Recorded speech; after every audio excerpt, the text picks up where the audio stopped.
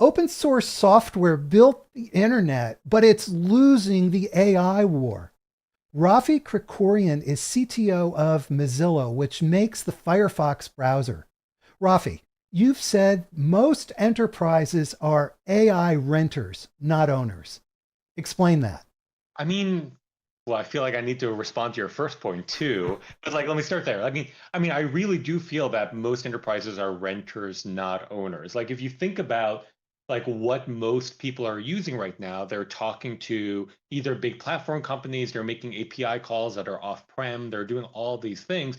You're basically turning over your destiny over to a different system that you might be making a call to. So in that definition, yes, most of them are renters, and we're starting to see a bunch of this even inside of Mozilla of like how that renters versus owners situation is playing out. Like, I was just looking at one of our Claude Code leaderboards within Mozilla. We're using it on one of our subsidiary companies, Moz VC, and the one of the engineers was effectively could have racked up a $10,000 API bill this month, but thankfully we're paying for the $200 a month subscription. But that subscription cost could change at any moment. It will probably change post IPO. So all those things, I think, in my mind, collapse into this renters and not owners framing. But Michael, I want to touch on that first one. I think the question of whether open source is losing the AI war is more of a question of just like, what do you think the war is?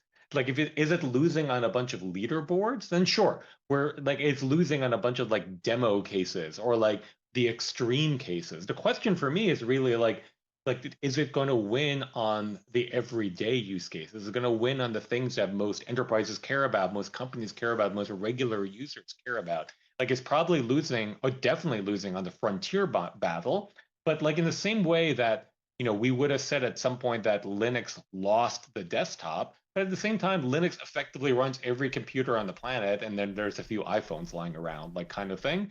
And so like I think we could be in a similar situation when it comes to open source, open weights, and the AI world. And like on top of that, I really think that I think there's a lot of evidence that shows that the open models are compressing their difference between where the closed models are. So I think this battle is long from over. This war is long from over. But I think you're right. In maybe in today's parlance, it might be losing, but like I think the curves are starting to compress somewhere.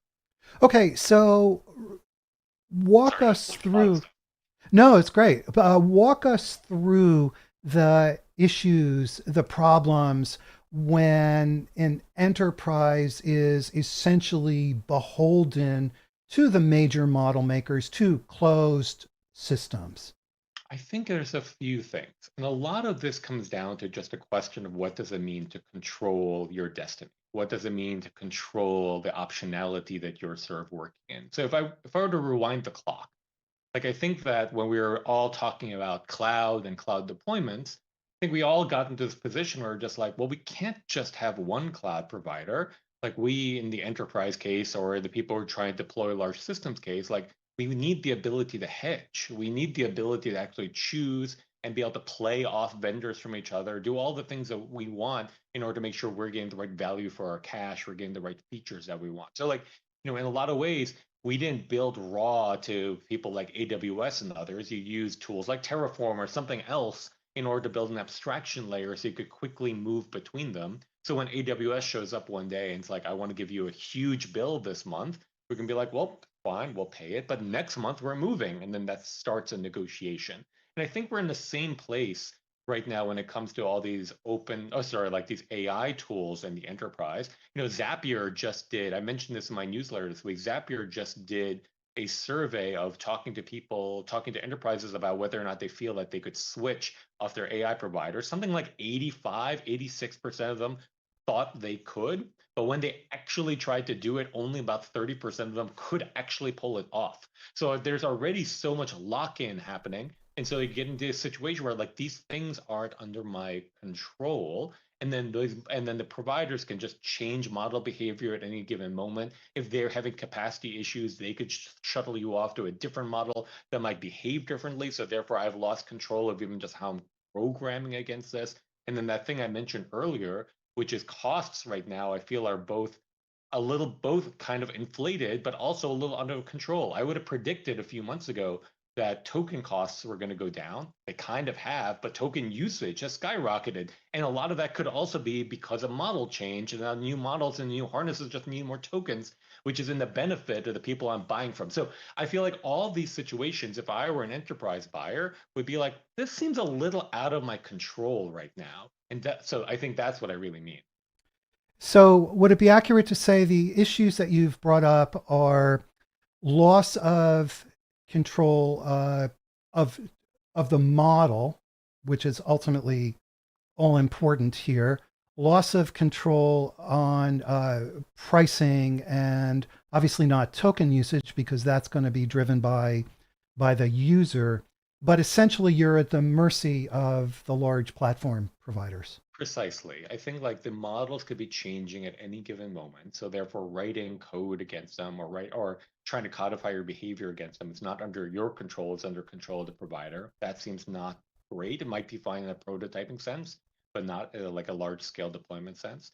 I think what we mentioned on the costs, I think that's definitely one thing that's a little bit out of control. And I also do think token usage is a little bit not fully in your control. Sure, you can decide how much or how complicated of a task you're asking, but like once I set off my initial prompt, all the different things that happen in the harness could just exponentially grow, and that is also a little bit out of my control. Folks, we're talking with Raffi Krikorian, who is the CTO of Mozilla.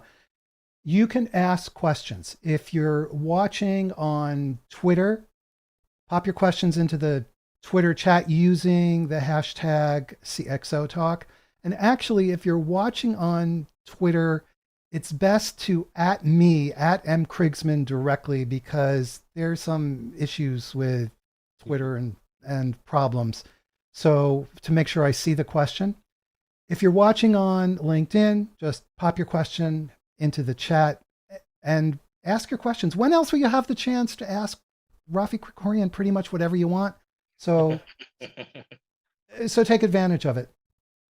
So Raffi, one of the points that you mentioned was the lock-in. Is how big an issue is that? And how does open source solve it? And what are the solutions in general to this lock-in platform problem that you were describing? I do think it's a big problem in the sense that if I'm running software within my business, I want to know that I have optionality. I want to know that I can move between different people depending on feature sets, depending on exactly what I want to go do. Like, I don't think it makes sense for people to assume that one provider is going to do everything for me. I want to be able to like finely grain and tune it so I can use the features of a provider that match the things I need to get done. So in some way, I do think locking is a big deal. I think the Zapier survey is a good example of just like how people are implicitly getting locked in. Like I don't think they willingly walked into that situation. In fact, they believed they could walk out of it. But it turns out to be quite hard to go do for a variety of different reasons. And so I think open source is one of the solutions. It's clearly not the only one, but I think it's one of the different solutions. Like, the open source models are both getting really quite good at what they can do in the enterprise work cases. Like we've been experimenting with the open models within our Mozilla.ai group, and that group is building developer facing tooling and enterprise facing tooling. So they've been understanding and better using what those models look like. I'm using an open model on my day-to-day coding tasks. Like I run Qwen30B on my laptop, especially when I'm on United Wi-Fi and that thing doesn't work. So it provides me a really good experience for my laptop. So I can pick and choose the kinds of things I want to go do. So if you already live in a world where your assumption is that I should be able to pick and choose, then the open models are like give you that ability to do it. And then we've been working on a set of products, one of them that we call Otari. It used to be called any LLM. And it's basically a router that you can install on your desktop or you can run in that cloud environment that if you point to it, it can then switch rapidly between different models depending on exactly what you want to do or what your particular workload looks like right now. So just even embracing the idea that you should be talking multiple vendor, multiple model, and just going into that mentality, I think gets you into a more stable spot. And then you can start really having a conversation of just like this model for this use case, this model for this use case, this provider for that use case. It just seems like a more resilient place to be. And if you're in that space, then open source is clearly going to be part of that solution. Might not be the entire thing, or for some people, might be the entire thing. But you can then be the one who chooses. So the focus then for you is on the user's ability to make those choice decisions as opposed to leaving it to the third party vendor, essentially. Correct. I mean, if you were to like abstract away my entire position here, it's basically some question of choice and competition. Like, how can you actually have a end user, be the one that's making the decisions? And how can they have a vibrant ecosystem that they can be choosing from and actually selecting the things that they want to be using from that menu of different things? So, if we can get to that world of open systems, combined with open source that allows for choice and competition, I think my job here is done. We are very far away from that world right now. There are lots of things between here and there, but that's the world I'm trying to get to. All right, we have a lot to talk about, and we have some questions that are coming in. And so let's jump to those. The first question is on Twitter X from Anthony Scriffignano, who is a prominent data scientist. He does a lot of work with consulting for various agencies with three letters and things like that. And Anthony says this. He's been a guest on CXO Talk a number of times. He says, drilling down on your comments about model change without notice, please talk a bit about the challenge of regression testing, simply proving that things still work the way they used to work. Are we losing the battle? Yes, I think that's such a great question. And I think that we have, for a long time, sorry, let me rephrase that. Let's call it last year, there was a really big push into building evaluation suites, building toolings to do evaluations, etc. Evaluations are incredibly important. The academic community does it all the time. And I think what we've lost the muscle of and we need to figure out how to bring back is for all of us to be doing our own evaluations on the workloads that we really care about. So, in some ways, we look at evals all the time, right? Like we look at the coding bench, we look at all those things to understand how well models are doing, but those are very much in the abstract cases. And frankly, they can be, I mean, I'm hesitant to be saying gamed, but they can be tuned for. You can tune yourself to be able to pass a particular benchmark. But if instead what we were doing is recording all the different prompts and all the different tasks that we're doing locally, and then creating tooling that allows for model evaluation ourselves, then we can easily figure out, or maybe not easily, but at least have a framework to figure out whether or not a model selection choice or an agentic harness choice, whatever, how that's going to perform on my actual personal workload. So I've actually been thinking a lot about this. Like I actually wrote, you can find it on GitHub. I built this thing I called Morph, which is basically Git, but for prompt-based workflows. So if you think about what Git does, Git allowed me to take computer syntax that was then compiled down to bytes and stuff those bytes into a version control system. I don't think that really works anymore on these like LLM-based coding tasks. And what you instead need to do is you need to record the prompt and then record the output of the prompt in that case, which is code. Like bytes might be at the wrong abstraction level. So if you start doing that, so if we start using version control to manage what our prompts look like what's the prompt, what's the harness, what's the model, when I ran it, all the settings and stuff like that, then we can have reproducible use cases of understanding what my real workload looks like. And then I can start playing that back against other models or other versions. Like, for example, Opus 4.8 just came out. Everyone is super excited by it. I'm super excited by it. But one of the first things I'm going to do this weekend is I've been recording all the prompts of all the different pieces of code that I've been tinkering on. And I'm going to run those prompts against Opus 4.8 so I can just then start doing comparison of just like, oh, actually, if I had this model 6 months ago, this is the direction this piece of code would have gone into. So we can start thinking about how to build those kind of workflows, both in the enterprise case and in the personal coding case. Then I think we can get to a more intelligent conversation of like, this model is actually better. Because, at some point, you might need the Opus 4.8, or in some cases, Qwen 3.530b might be just good enough.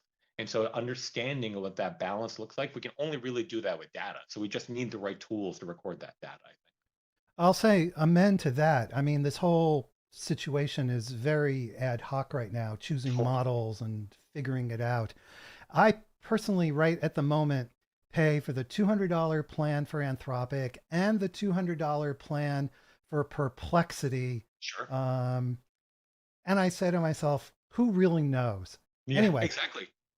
If you look at me, I'm spending more money on different AI plans than I spend on my cable bill or like my television streaming bill right now, right? Because like to your point, I'm just like, I guess I'll try them all and just see which one works best. But like, we need a better definition of what works best means for Rafi, what works best means for Michael, so that we can actually then have the tooling that can figure it out for us, stuff like that. well, look forward to seeing your tools. Okay, we have some more questions coming in, and this is from Chris Peterson. And I encourage you guys, ask your questions, take advantage of this opportunity. All right, Chris Peterson again on Twitter X says, do you think that tiered usage plans will continue long term, or will all the big AI providers be forced into per token pricing as venture capital wants to exit and not keep funding? It's such a good question. There is no clear exact answer, but I try to look for equivalent analogies, right? So I used to work at Uber. I ran the self-driving car division there, and you could see it even in Uber that like post IPO, the prices changed, right? Like all the subsidization that we did of Gen Z just basically disappeared, and the real true pricing showed up in that situation. And I'm likely to believe that this is a similar marketplace that we all that subsidization, that like $200 plan that my Moz AI engineer who then did the analysis like I would have spent $10,000 in API calls. I think it won't go to the $10,000 case because I think that sort of like locks the market, sort of like limits the market. But I do think it's not going to be these $200 plans. I think that that price either floats up significantly or we go into this per API model, at which point you need to then start making the decision of like, do I use Opus? Do I use Sonnet? Do I run it locally? Do I do something else?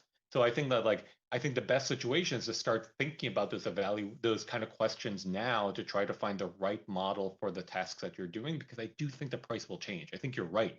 It's just unclear exactly how it's going to change. And if you think that I'm wrong, and I might be, then you can make other different arguments of just like, do I really need to spin up an entire data center's worth of GPUs if I'm just like, write me a piece of code that says hello world, right? Like, then just as like good engineers, that feels kind of icky. And so trying to figure out like what do we think is like the right engineering size for the right tasks I'm doing could be another angle to look at it. You know, personally, I always want to use the best possible model because if I'm asking an LLM for a solution, I want, I have some intention, some reason behind it. I want the best possible result. I don't disagree with you. I mean, like I've spoken to, I was speaking to an engineer the other day who was making the argument that his bosses only allowed them to use the frontier models because they have a belief that it'll make them more efficient. That the frontier model will probably give them the right answer the first time, and they're not going to sit there and whittle it away.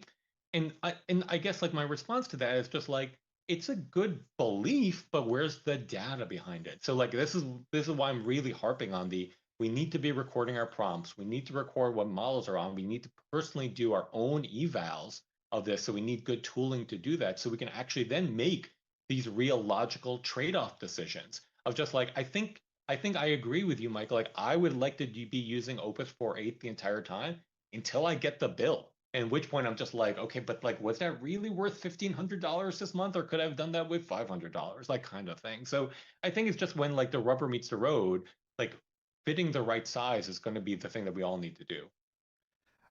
Okay, let's take a few more questions. We have technical questions from, again, Chris Peterson and Anthony Scriffignano.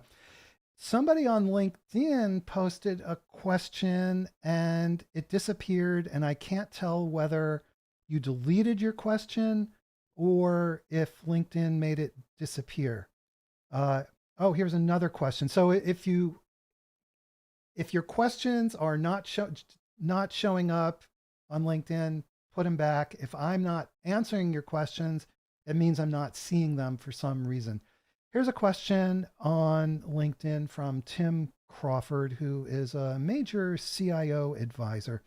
And he says, on the topic of pricing, It seems that outcome based pricing is not granular enough, but token based pricing is harder to understand. Sure. Is there a good alternative? It seems this is part of what is causing the drive to locally sourced AI platforms. Well, I don't think that's the only thing that's driving toward locally sourced AI platforms, but you're right. We've been facing this challenge as we figure out pricing on our different products as well. So the Moz AI team has something that they've released that they call Octonus. It's a fully open source agentic workflow system. So, think of it as like a really good agent with really good UI that helps you inside your enterprise connect your email to Notion, to Zapier, et cetera, et cetera, et cetera. And right now, their pricing model is a bit wonky because we were trying to figure out how to do outcome-based pricing as well. It's just like, what does it cost to price an action as opposed to all the thought and thinking needed in order to make that action go? And what if that action is super complicated and stuff like that? So I would love an answer to that of like if you understand a better way to go do that, like I'm fully open to it. We're just facing the exact same problem. But token-based pricing is so crazy in my opinion. Like I was actually having this conversation. Mozilla has a partnership with Mila, the Canadian Research Lab, and I was up in Montreal just last week, and I was having this conversation with a bunch of AI researchers, and I was like, why do the models effectively when they're doing their internal thinking do it in English? Like, why am I looking at a train of thought in English and then it talks to me in English or whatever's the native language at the point? Like that clearly can't be the most efficient way for it to be doing itself. And they all looked at me and they're like, no, that makes a lot of sense. Like you can probably come up with a better thing. You're doing it for inspectability. But then I'm like, but then why am I paying for the model thought to be happening in English if you told me there's a better way to do it? So I think this whole per token pricing is just frankly too confusing. It's probably not going to be the end run, but I don't think anyone has solved like how do you tier actions? How do you tier impacts? I don't think anyone has solved that just yet, but I'm very excited if someone does because I'm going to copy it, just open source it. One of the things I find most fascinating about all of this token discussion, is although the cost per token is coming down, the expense of tokens is going up because we Correct. realize, hey, we can do all of these new things. And so I'm willing to spend more money. I mean, it's kind of a crazy set of And economics that way.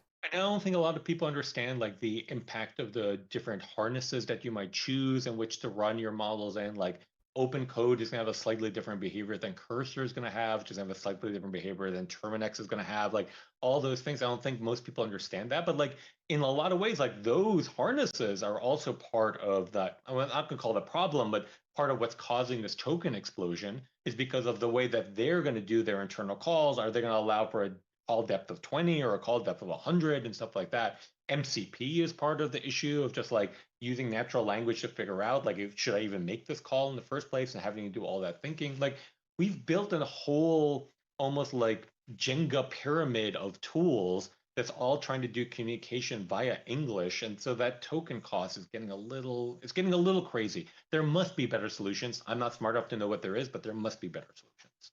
By the way, on the subject of tools and the tool that you were describing to help keep track of and audit prompts and results, it seems to me that it needs to be automated in some way because otherwise it simply becomes too complicated. And then you end up with an entire set of privacy Correct. issues. 100%. I've been thinking about this a lot. So again, I'll do my quick plug. If you look at for under my username on GitHub, which is just R, but under R on GitHub is a project called Morph. And so the way Morph works is that when you init your directory, you then tell it which is the agentic framework that you're going to be working in. So you can do like, Morph setup cursor or Morph setup open code. So it'll hook itself in and then just start recording all the prompts as you sort of put them out there. But and the nice thing of doing that is that you get in a standardized format. If you're working in a team scenario and someone uses cursor, someone uses open code, it all normalizes. You get them all in a single database format, stuff like that. But you're right. Like, I mean, the problem is that like a lot of people are, I'm not going to call them lazy, but they don't switch out of the tool depending on what they're doing. So like at one point they might be actually typing in a prompt to do a programming, but then they might also type in a prompt because they just want to ask a question. It's just like, well, I'm already here, so I'm going to keep on going. So yeah, there's a massive privacy question that comes out of that. The issue there is that you can't really scrub it. Because if you scrub it, then you're fundamentally changing what the prompt is, which might make the eval a bit problematic. So I haven't really thought about how this works outside of personal context, but we clearly need to figure this out on the enterprise context, et cetera. So maybe it's a little more of a social question of like when you're doing an enterprise, you can promote the prompts that we should be using as part of the eval set, as opposed to just doing it across everything that happened on my computer. So maybe there are things like that. But I feel like this will fall into the same problem of people use their web computers, their work computers all the time to surf the internet, and they have bookmarks on them. So we're gonna have a similar problem. The obvious issue being that people ask more detailed questions and prompts than they do the web, but we'll just have to solve that. Well, I hope you figure it out. Okay, let's grab another question from Twitter, from X, and I do encourage everybody, ask your questions. We have light activity on LinkedIn, so I'm hoping LinkedIn is not breaking down. But ask your questions. Oh, and this would be an excellent time too to subscribe to the CXO Talk newsletter. Go to cxotalk.com so we can notify you of upcoming shows. Okay, so this is from Arsalan Khan, and he says, all these AI agents are creating confusion for the employees. Should there be an AI agent that addresses this confusion? Should we have a limit of how many AI agents can be created in an organization? I like this, a very enterprise type of question. Yeah, I mean, like, there's the analogy that I'm very much a fan of, which is the IT team is slowly becoming the HR team for agents, effectively. So I do think that, like, if I were inside one of these enterprise environments right now, I would be putting a lot of weight onto the IT team to actually figure out, like, what are the standards that we want to go with? What are the permission models we want to work with? How do we do observability on what all the different things that are happening are? And so like I think like if we can figure out how to centralize a bunch of those inside the enterprise environment, then I think we can sort of have good policies that then can control the way that things are being rolled out. I mean, this is a new frontier that we're all sort of experiencing, not just on the builder side, but like you're saying on the deployment side. So like understanding and figuring out how to open source those policies would actually be a really good thing. The question I keep on having people ask me is just like, how do you manage write versus read permissions, like the dangerous triangle that sort of happens within agentic frameworks of like they can read things and they can actuate things, and how if there are some transactional boundaries across my entire enterprise, how do I make sure I can roll back, and or how do I make sure these are actually idempotent, so if an agent does it 3 times I don't accidentally bill myself $1,000 each time, like kind of thing. And all open questions. Like I think we're all racing into this because we see what the potential power looks like, but it is not just a coding problem. This is like a whole socio-technical, economic, commercial thing that we need to be solving together. And on that topic, Arslan Khan comes right back and he says, who should care about these token prices in the enterprise? The CFO, the CIO, nobody, I mean, everyone? I think that the responsible thing to do is to sort of like everyone sort of needs to care about it, but I think you need to be a little bit open-minded about it. So I think that like people going on their whole like token maxing spree, obviously that could be problematic on my end bill. But I think like we need to understand, I think of myself, if we just look at myself, I think of myself as a pretty decent engineer, maybe not the best engineer, I'm maybe a little out of date, but these systems have made me incredibly productive. A lot of it's because I have a lot of experience in software architecture already, and these systems are amplifying my work. And I don't think I'm token maxing like crazy, but there is a cost to doing it. So I do think that like a CFO in a similar way, that he or she is looking at what the headcount costs look like, what is the value we're actually getting out of like the employee workforce? Are we getting the right value for the number of employees on what the output and the outputs of the organization look like?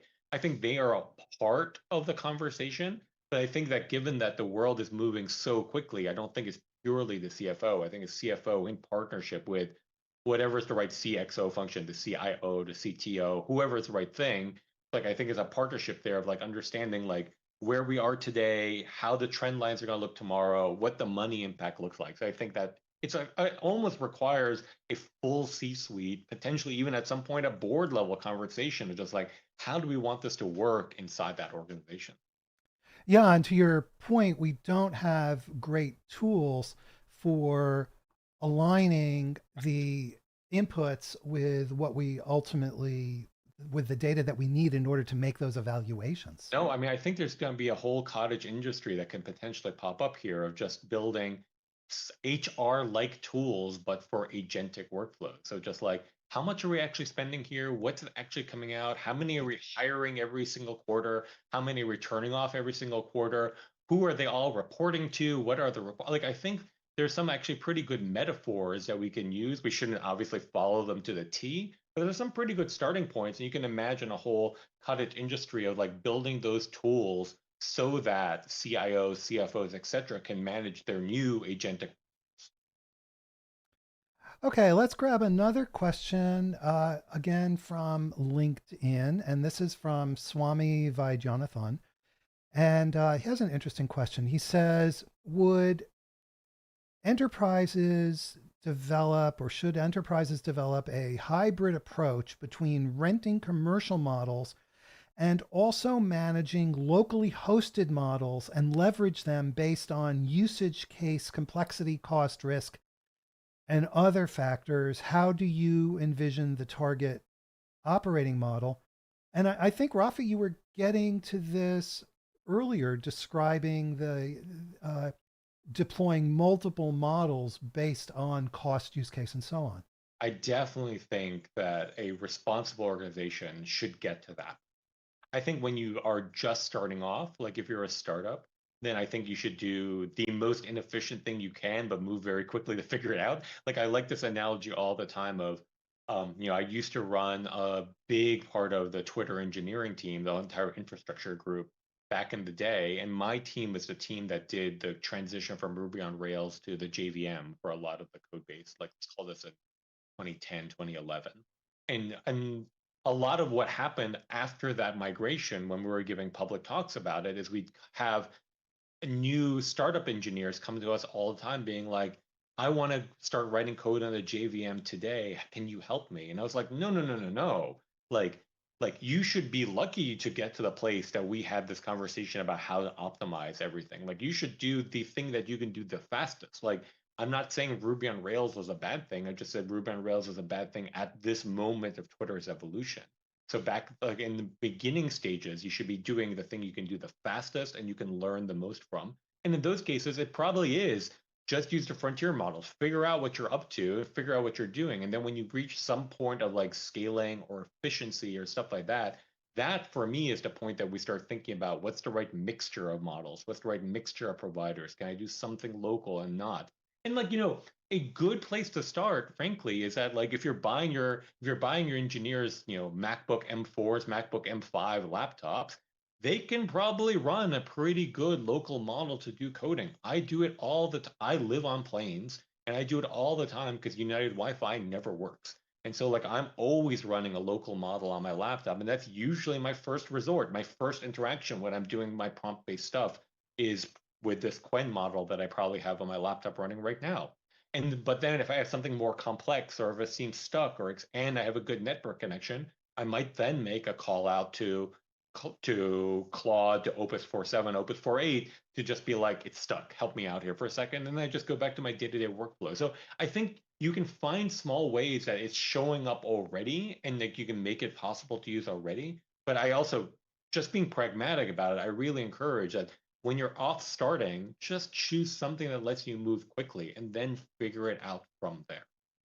That's very interesting. You're bringing in an element of governance that we don't usually think about. CIOs typically think about governance as being cost control, security, privacy, things like that. But you're really bringing in another dimension as to, based on organizational maturity, size, and goals, thinking about the type of model, which gets to both the results, efficiency, and cost savings. I mean, security, operation, all those things matter a lot, and is actually one of the things to think about. Like as you're deploying on-prem versus using a platform provider, like I want my data to be protected by architecture, not legal handshakes. So like the platform provider's privacy policy might say we will never read your code, but I want to know for sure it's not going to happen. So therefore, a local model, locally hosted model could be the path in that situation. But I don't think it's necessarily like a unique thing to say that we should be working on this evolutionary curve. I just generally think of it as like what an engineer would do.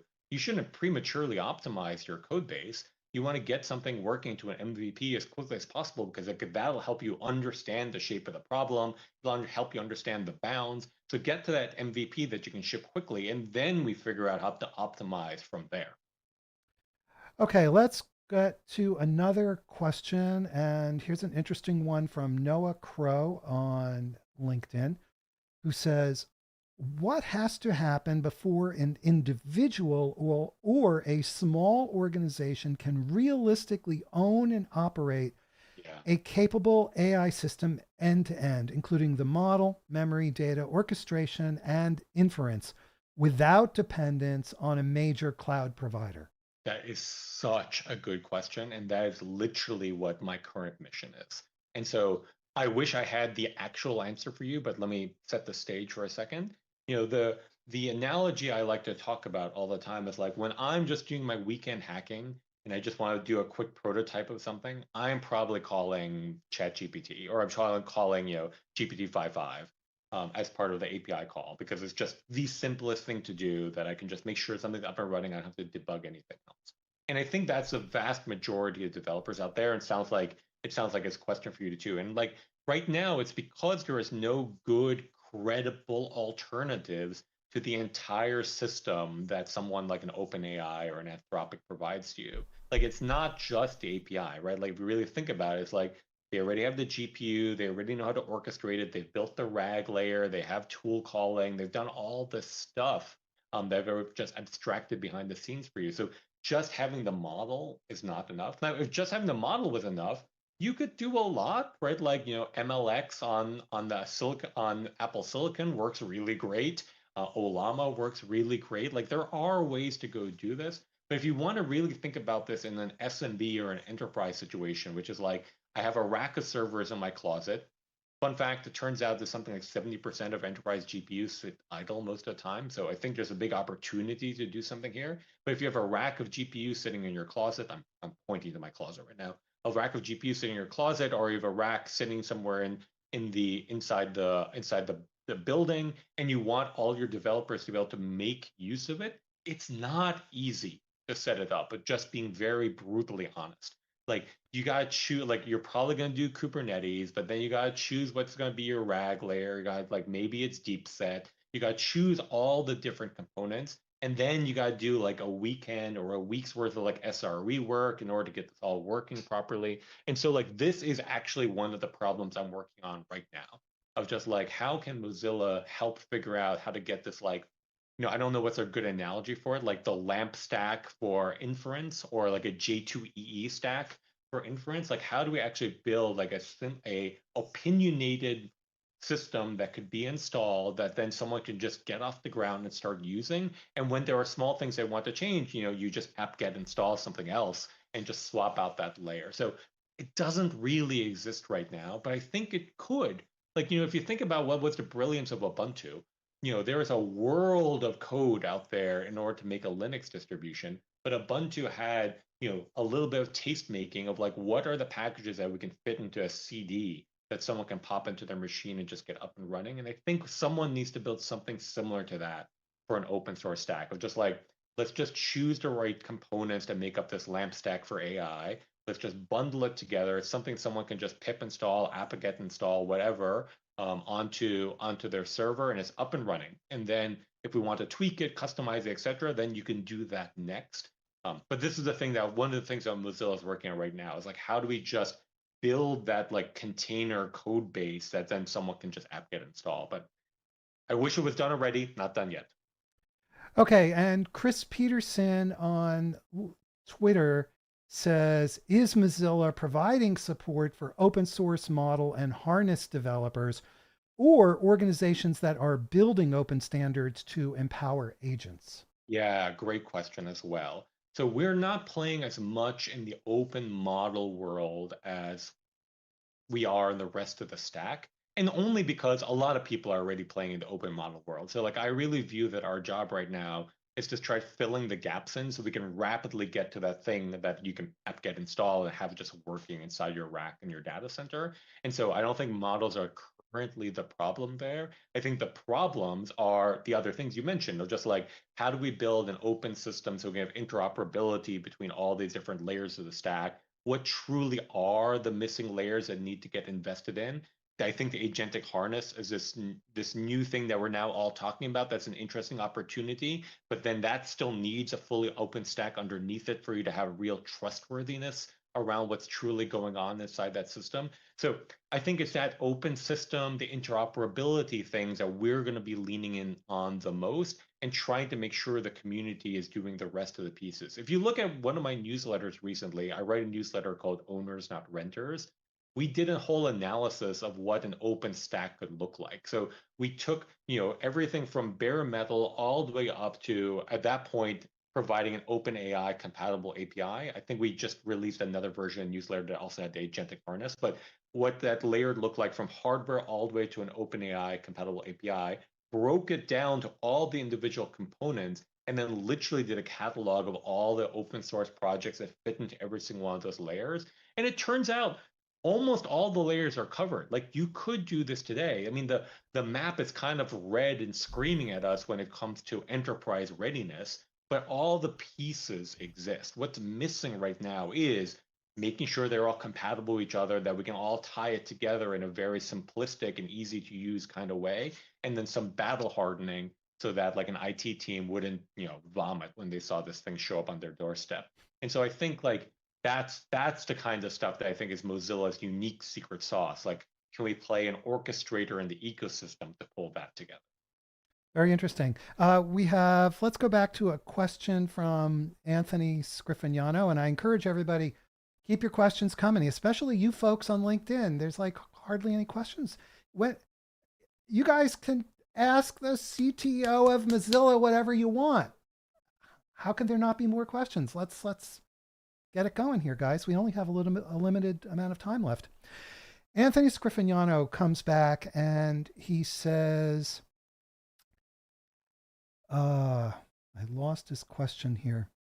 He says, using the best model to get quote unquote the best result can lead to confirmation bias. He always tries to get a dissenting opinion and also provenance. Why is this the best answer? Totally. I 100% agree with you. I mean, like, I wrote this piece in The Atlantic a few months ago called The Validation Machines.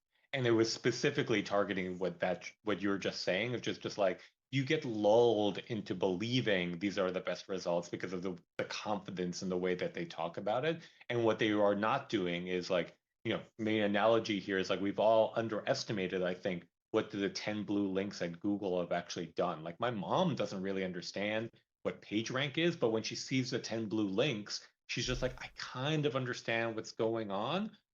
And we are potentially falling into that world of like when you ask for the best model to give you the best result, like how did that best result come out? Like there was actually just a paper recently, maybe some minor divergence from enterprise use case, but I think it's good illustratively. There's a paper recently that came out of, I think, joint between Princeton and UW up in Seattle, where they did an analysis of asking all these agentic systems purchasing decisions, like I need to buy XYZ.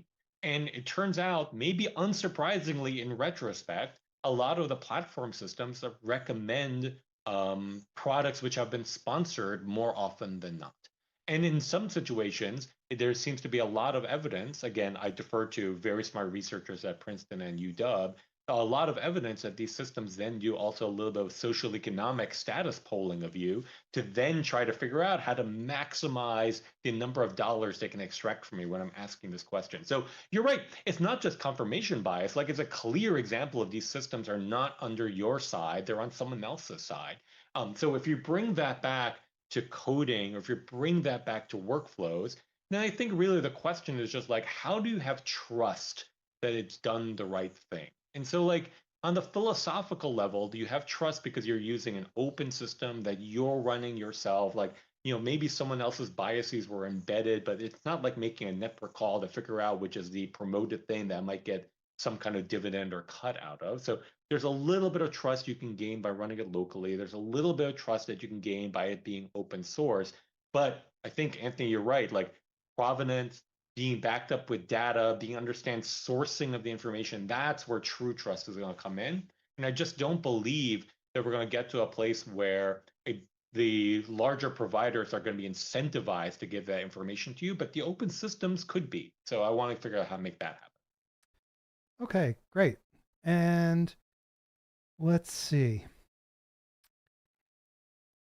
Tell us about, oh, I'm sorry, I missed a question here from Elizabeth Shaw. Sorry about that. Who says, how does creating your own open source AI infrastructure address the issues you've talked about, except for avoiding token pricing and cost? Well, I think that a lot of ways it's not just token pricing and cost. I think when you create, I'm not sure I'm advocating for create, but when you use one of the open systems, um, then at least you know full control over what's going on and what's happening. Like we saw this in like some of the ChatGPT migrations where like they bumped a version number on ChatGPT. A lot of people had their code pinned to latest as opposed to being code pinned to a specific version. And all of a sudden the behavior just fundamentally changed. And so like, yes, pinning it to a version number might have alleviated some of that problem, but there's also a lot of evidence that when they're under capacity load, that the behavior of these systems are changing. Who knows what's going on behind the scenes?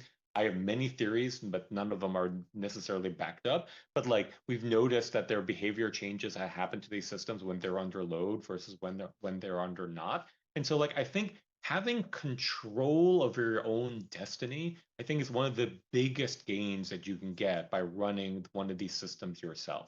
Now, there are obviously going to be trade-offs when you do it. Like when I was doing a lot of work in politics, a lot of the reasons why emails got hacked is because people were running on self-hosted servers versus running on hard-earned servers that the big platforms provide. So there are trade-offs that have to be made in these systems, but I believe that at least for most CIOs, CTOs, etc., we can navigate the trade-offs if we're just told what they are, and if we know there are viable alternatives that we can be working with.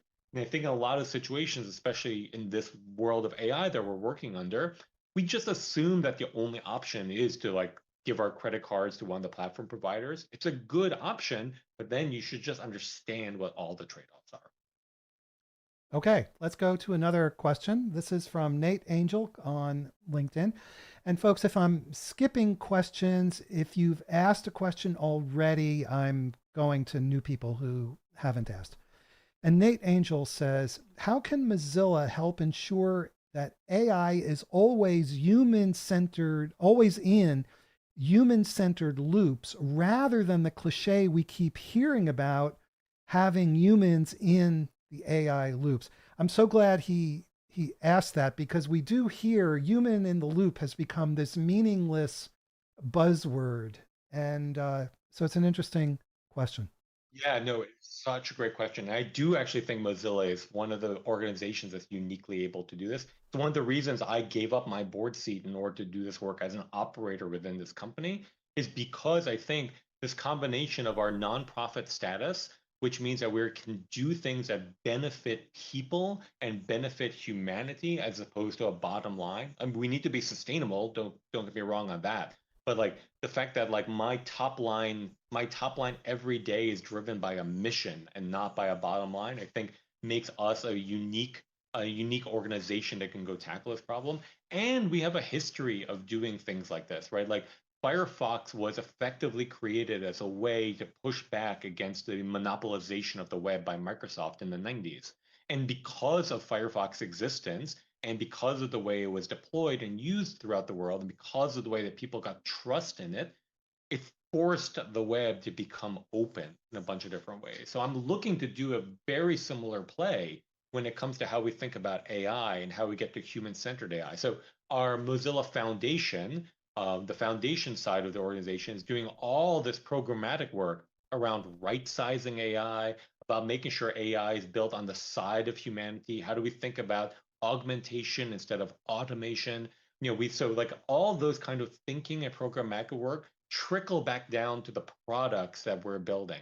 Now, the real thing is like it's harder than just an ethos thing. Like most companies don't have the ethos we have, so I think we already have a leg up there. But it comes down to like actual product decisions that are just hard, especially in this agentic world. Like you can imagine a world where like we build all these agentic systems, Octonus being one example from the Moz AI team, the workflow builder. And what it could do is it could literally ask you for your permission every single time it wanted to take an action. The problem with that is we're just going to get into cookie banners all over again. We're like, for a while, people will think about it, and then eventually just hit approve, approve, approve, approve, and then they'll like put a rubber duck that sits on my keyboard and just hits the approve button over and over and over again. So I think we are in this position that like we want to make this ethos work, and now we are actually transitioning to really actively thinking about the UI, UX, the actual human interaction in order to pull that off. Like do we want to baseline the way agents work and then try to flag a human down when an anomaly happens? Do we need to figure out what transactional boundaries look like so you can actually roll back things in case a mistake was made? There are huge computational architectural UI UX problems that need to be solved. But like I like to believe that Mozilla is one of the few places that like are really incentivized to lean in and solve it, whereas everyone else might just go do the willy-nilly thing. So I don't know. I mean, like, I like to believe we're the trustworthy people that we've demonstrated over the past 25 years that we're trying to do things on the side of humans, using technology to make us better, trying to push for openness in a bunch of systems. We're just going to have to do it again. It's just really freaking hard, but we're going to just have to do it again. As you said, Mozilla beat Microsoft in the browser wars. Can open source beat big tech in AI? And what does winning look like? Yeah, such a great question, Michael. I think I think it's going to be a hard, just being really honest, hard to win on the frontier level stuff. I think on the frontier level stuff, I think we get to a world of the amount of compute needed, the amount of data needed, the amount of money needed just becomes a little out of the reach. Like I like to jokingly say to people that Mozilla only has $1 billion to deploy in the grand scheme of things, but like $1 billion is a drop in the bucket when you look at the amount of money that the Anthropics or the OpenAIs are raising out there in the world. So I think in the frontier world, the battle is going to be very, very hard. But I think in like the everyday use case world of I want to just do things, I want to do actions in the world, I want to do web queries, I want to synthesize information, I want to add things to my calendar, I want to like figure out how to coordinate the summer camps between my sons and my son's best friends. I think that the open source models are already proving that they can do those type of things. So I think that it's possible that we get into a world where the closed big frontier models are doing scientific breakthroughs, are being the ones that are the co-pilots inside a wet lab, are doing the things that are trying to invent new forms of mathematics for us. I think for the everyday use, like, I want to live in a world that we have 7 billion AI agents, one for each of us, or like doing things on my behalf. I think open source can get us there pretty fast and pretty well if we focus on it. So I'm optimistic about those kind of things. So you're optimistic that we can eventually live in a world where enterprises don't have agentic lock-in. Yes, I 100%. I think we could get there today if we really wanted to. But these things take time to play out. But I'm 100% optimistic we can get to that world. There are just, we're sort of like in this rounded corners moment. Like, when cell phones first came out, they all had sharp corners and they looked like clunky boxes. And then Steve Jobs polished the corners and made them really usable for the rest of us. And now they're indispensable in our day-to-day life. I think open source AI is kind of in this rounded corners moment. Like it's just a little hard, too hard to use. That small amount of friction deters most developers from actually tinkering with it. But if we can deliver them a rounded corners version of it, then it can be a viable alternative. And I think that will change the curve in a similar way that like Firefox, the vast majority of the web sadly does not use Firefox, but enough of the web does that has caused an entire industry to move. I think that's the play. But also, I do have to say that it's not just an issue of cost and control, but also and ease of use, but also demonstrating the caliber of result Sure. that you can get from the major frontier models. Because if you Sure. don't have that, then you will be relegated to relatively low value problems. Yeah, I mean, I do think we need some like maybe I'll spin it differently. I think we do need a bunch of like what's the HBS case study of how these things are being deployed and making it actually useful inside organizations. I agree we need things like that. Mozilla sometime in July will be releasing what we're calling the State of Open Source AI report. And part of it will have some case studies of just like how this stuff is being used into enterprises and how it's actually making a difference. Pinterest being the canonical example that everyone throws around, Q3 of last year Pinterest deployed open models instead of closed and saved something in the order of $10 million that quarter alone by just making that switch.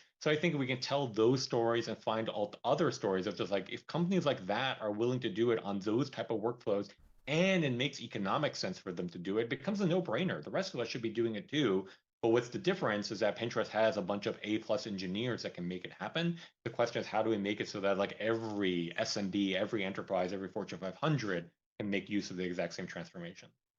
You've spoken a little bit about Mozilla AI. Tell us, we have only a few minutes left. Tell us briefly what you're building there, and also what is the gap that Mozilla AI is filling that no one else will?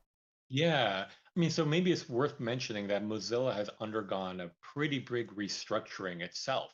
And so now we're a portfolio of companies, all with slightly different business models, all tackling different parts of the internet and AI ecosystem. There's the Mozilla Corporation, which works on Firefox that everyone knows and loves.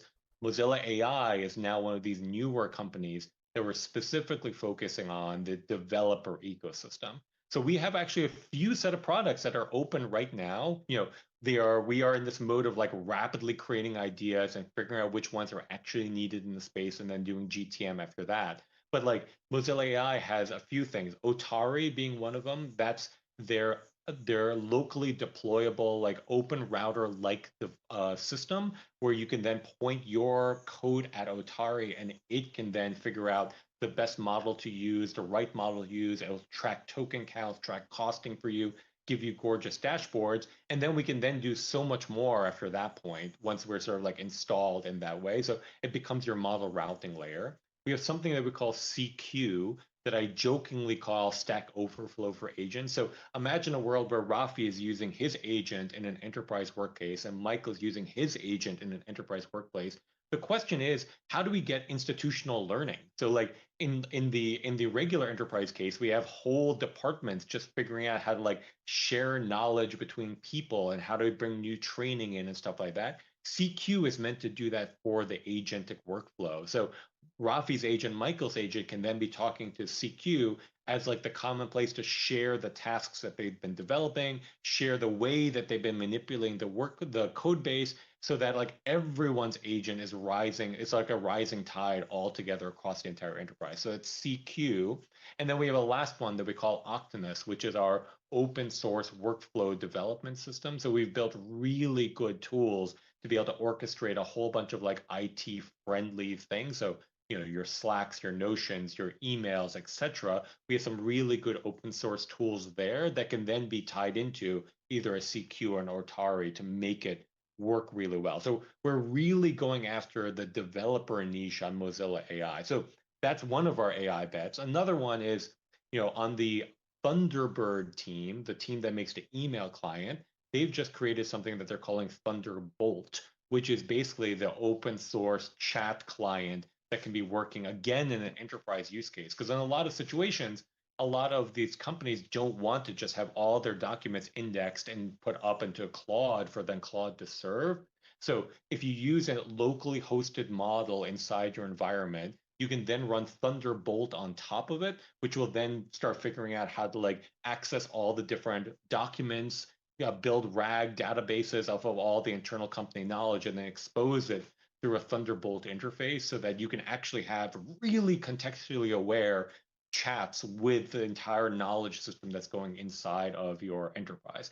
So those are just two examples of ways that we're trying to make a dent into being like locally hosted, human-centered systems that can really work and still bring these benefits of AI technologies up, but under a way that's more under your control. Thunderbolt seems like a very valuable tool. There's a lack of that.